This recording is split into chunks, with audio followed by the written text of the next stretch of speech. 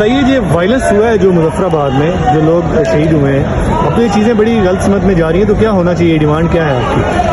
بسم اللہ الرحمن الرحیم. آپ کا بہت شکریہ. دیکھیں سر، بیسیکلی جو اس کا بیک گراؤنڈ ہے وہ یہ ہے کہ جموں کشمیر عوامی ایکشن کمیٹی نے اپنا 38 نکاتی جو چارٹر آف ڈیمانڈ تھا وہ پیش کیا تھا، جس کے اوپر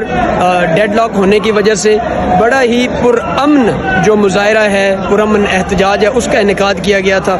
ایک گملہ ٹوٹنے کی بھی آپ کو کمپلین نہیں آئے گی، مگر حکومت وقت نے اپنے انتشاری ٹولے کے ساتھ اپنے جو ادارے ہیں ان کا استعمال کرتے ہوئے، غلط استعمال کرتے ہوئے، جو آئینی حق ہے شہریوں کا اس کو روندا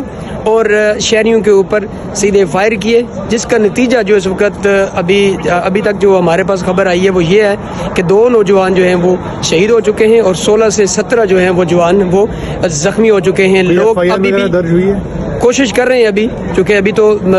ہر چیز جو ہے نا وہ بند ہے، ابھی عوام سڑکوں پر ہیں. دیکھیں حکومت کی نان سیریسنس کا آپ یہاں سے اندازہ لگا لیں کہ ابھی تک ان کی طرف سے کوئی ایسا سیریس عمل، کوئی ایسا سیریس بیان یا کوئی ایسی کارکردگی نہیں سامنے آئی جس سے یہ ظاہر ہو کہ حکومت اس جو ایجنڈا جو جموں کشمیر عوامی ایکشن کمیٹی نے پیش کیا ہے اس میں سیریس ہو. لیکن آج ہم نے لندن میں پاکستان ایمبیسی کے باہر پرامن مظاہرہ کر کے جموں کشمیر عوامی ایکشن کمیٹی کے ساتھ اوورسیز کشمیریوں نے اظہار یکجہتی کیا ہے، اور انشاءاللہ جموں کشمیر عوامی ایکشن کمیٹی کی ہر کال پر اسی طرح اوورسیز لبیک کہیں گے.